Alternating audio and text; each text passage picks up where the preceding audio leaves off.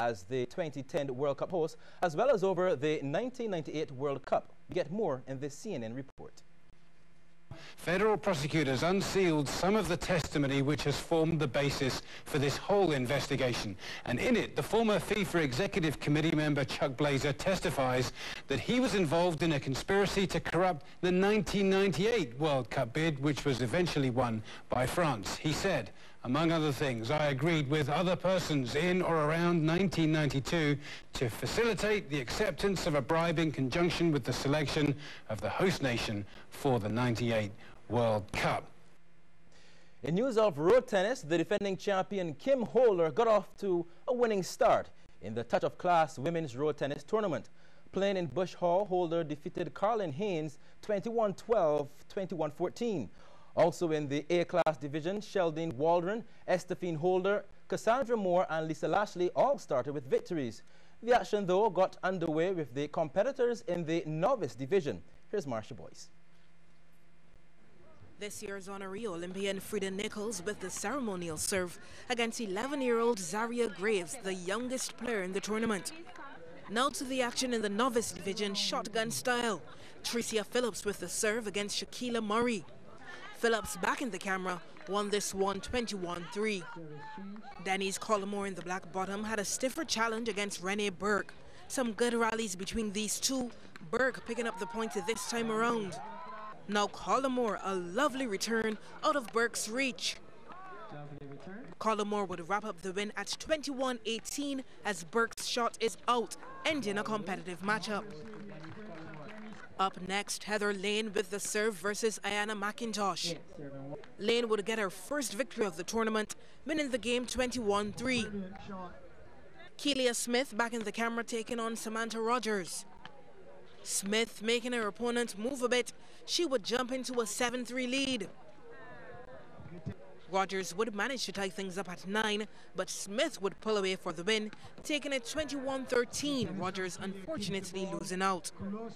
Serving now Kizwana Miller, who got the better of Jasmine Fireson. Miller took the game comfortably, winning 21-1. Grace Gill, back in the camera, was up against the animated Kathy Ann McCollin. Some more good rallies in this contest, but in the end it was McCollin who came away the victor, taking it 21-9. Marsha Boyce, CBC Sports. Thank you, Marsha. The tournament continues in Bush Hall tonight.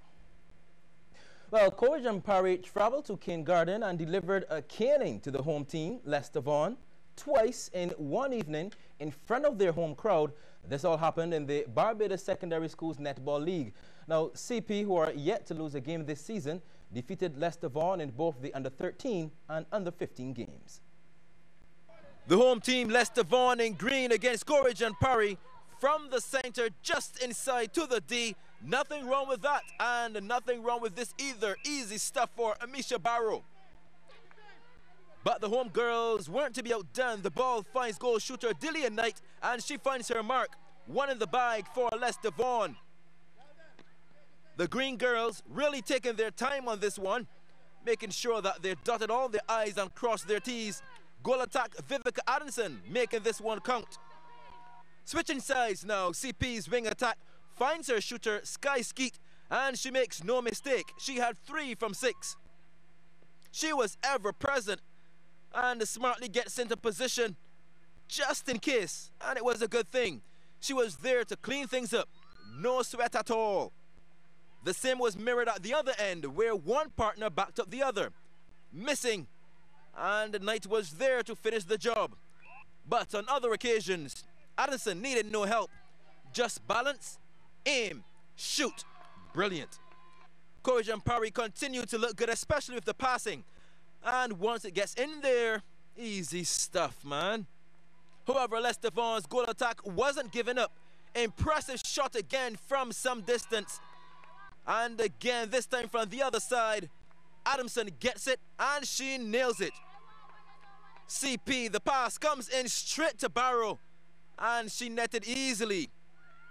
And they turned up the heat even more.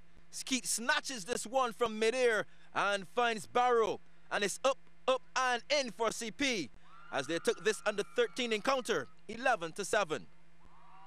The under-15 matchup was a bit more exciting and still favored the visitors CP. Barrow scoring easily. And that's where most of the early action was. Barrow gets it again and finds Romancia Adwin. And she wasn't hanging around. She made business. Just look at that expression. And a direct pass straight from the center to Romancia. And she puts it up and puts it down for CP. Lester Vaughan with a bit of possession, but, well, not if CP can help it. And now we're going the opposite direction. Good passing, unchallenged. And once it finds the shooter, it was all over. Yeah, I can do this all day. Well, maybe Lester Vaughan can fare better in the second half. Jana Joseph does well to get them off to a good start. And that seemed to ignite a little fire in the belly of Lester Vaughan because they played with a bit more purpose. Vivica Adamson stretching and scoring. But the visitors weren't about to relinquish their lead. Romancia leaping, catching, shooting, scoring. She shot 20 or 30. And they were moving the ball from coast to coast at will. As Courage and Parry did it twice in Lester Vaughan's backyard, winning this encounter 24-13. Well, that's a look at sports. Lisa returns with a look at the business news. A beautiful swift desire to be one at A1 supermarkets. Fall in love with your desire.